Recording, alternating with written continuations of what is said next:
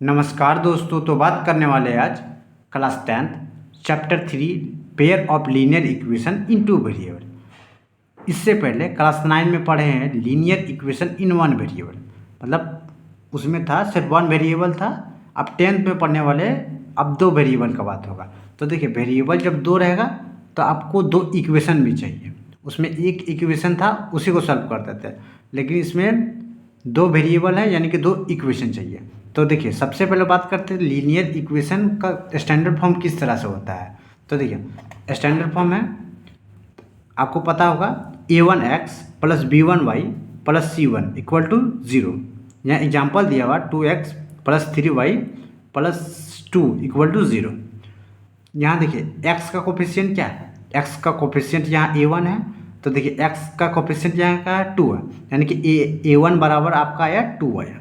ठीक है, b1 है, b1 y है। ठीक है, तो देखिए यहाँ क्या है, b y के साथ क्या है कोफिशिएंट 3 है, यानी कि b1 बराबर कितना आया आपका, तो आप बोलिएगा 3 आया।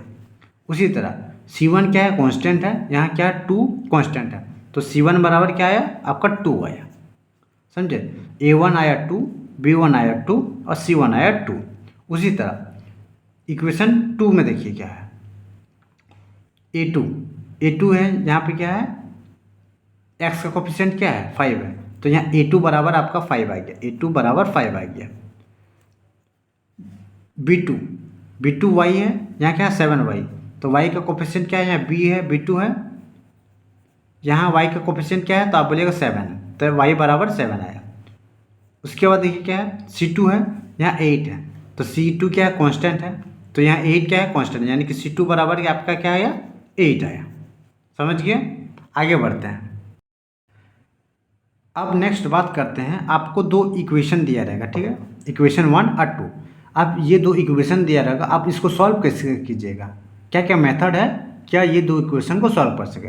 तो देखिए क्या दिया हुआ, solution of pair of linear equation in two variable. कैसे सॉल्यूशन कर सकते हैं वो देखिए। सबसे पहले क्या दिया हुआ, ग्राफिकल मेथड। अब ग्राफिकल मेथड से आप सॉल्व कर सकते हैं। सब्सटीट्यूशन मेथड, सब्सटीट्यूट करके आप सॉल्व कर सकते हैं। एलिमिनेशन मेथड, एलिमिनेट करके भी आप सॉल्व कर सकते हैं। और एक होता है cross multiplication method.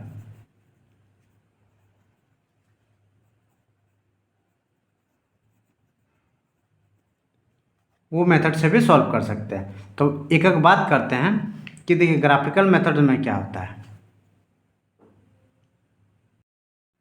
Graphical method से जाने से पहले देखिए क्या है, graphical method a1x plus b1y plus c1 equal to क्या है 0 दिया हुआ है, और a2x plus b2y plus c2 equal to क्या 0। आपको पता है कि इसमें दो इक्वेशन दिया रहेगा, x plus Y equal to 10 दिया रहेगा और x minus Y equal to 4 दिया रहेगा। दो इक्वेशन जरूर दिया रहेगा, जरूरी नहीं कि यही रहेगा 10 और 4, कुछ भी दिया रहेगा। ठीक है, लेकिन दो इक्वेशन जरूर दिया रहेगा। अब देखिए ये जानने से पहले आपको बहुत सारी इंपॉर्टेंट बात जानना है, जैसे कि कुछ कंडीशन है, कंडीशन के द्वारा आपको ग्राफ किस तरह से बनेगा और सॉल्यूशन किस तरह से होगा वो डिस्कस करेंगे। तो सबसे पहले क्या दिया हुआ, इफ़, समझ लीजिए if a1 equal to bye a2, क्या लिखा है a1 bye a2 not equal to क्या है b1 by b2, not equal to b1 by b2, तब क्या होगा लाइन, क्या होगा इंटरसेक्टिंग लाइन रहेगा। क्या रहेगा लाइन इंटरसेक्टिंग, मतलब ग्राफ आपका किस तरह से बनेगा, एक जगह सिर्फ टकराएगा, एक पॉइंट में टकराएगा। ठीक है, और सोल्यूशन क्या होगा, सोल्यूशन वन सोल्यूशन, ओनली एक सोल्यूशन होगा, वन सोल्यूशन। ठीक है, सेकंड कंडीशन देखिए क्या, तो आप बोलिएगा a1 बाई a2, ये a1 by a2 equal to b1 by b2 equal to c1 c2, मतलब तीनों बराबर रहेगा, a1 by a2, b1 by b2, c1 by c2, इसका रेशियो। ठीक है, बराबर रहेगा, तब क्या होगा लाइन कोइंसिडेंट रहेगा। कोइंसिडेंट मतलब देखिए एक लाइन रहेगा उसके में और एक लाइन रहेगा, जैसे एक ही लाइन में आपका पॉइंट बन रहा है, उसको क्या बोलते हैं कोइंसिडेंट लाइन बोलते हैं। और उसका सॉल्यूशन किस तरह का होगा, तो बोलेगा मेनी सॉल्यूशन रहेगा, मतलब बहुत सारा सॉल्यूशन उसका निकलेगा। उसका देखिए थर्ड देखिए क्या दिया हुआ है, तो आप बोलेगा a1 बाई a2, क्या दिया हुआ a1 by a2 equal to b1 by b2, A1/A2 हो गया, B1/B2 not equal to C1/C2। इसमें देखिए, इसमें पहले बोल दिया कि B1/B2 नहीं रहेगा, ठीक है। इसमें तीनों बराबर है। इसमें क्या हो रहा है, A1/A2 इक्वल टू B1/B2 है, लेकिन नॉट बराबर C1/C2 है। उसमें कैसा रहेगा लाइन, तब बोलिएगा पैरेलल लाइन रहेगा। क्या कैसा रहेगा, पैरेलल लाइन। उसके बाद क्या है, नो सॉल्यूशन, मतलब क्या, सॉल्यूशन नहीं होगा, एक भी सॉल्यूशन नहीं होगा, समझा। ये ग्राफ में बनेगा आपको, ये सारे जो दिया हुआ ग्राफ में एक बटा रहेगा, ये कोइंसिडेंट रहेगा, और ये क्या रहेगा, पैरेलल रहेगा, ठीक है। आगे बढ़ते हैं, ग्राफिकल मेथड से ड्रॉ करते हैं। तो देखिए आगे बढ़ते हैं और सॉल्व करते हैं ग्राफिकल मेथड से। तो देखिए क्या है, इक्वेशन दिया हुआ है x + y = 10 दे दिया हुआ है, और x - y = 4 दे दिया। आपको दो इक्वेशन दे दिया, उसको सॉल्व करना है आपको बाय ग्राफिकल मेथड से। तो देखिए किस तरह से आइए ग्राफिकल मेथड से सॉल्व करने का। आप एक बॉक्स बना लीजिए, ठीक है,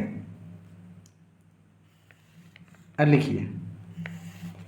सबसे पहले क्या दीजिए, x दीजिए और एक y दीजिए। इक्वेशन ये 1 है आपका, और ये इक्वेशन 2 है आपका, ठीक है। इक्वेशन 1 में आप कुछ भी रख सकते हैं, जैसे कि x का वैल्यू 1 रख सकते हैं, 2 0 कुछ भी रख सकते हैं, ग्राफ सेम बनेगा सब, ठीक है।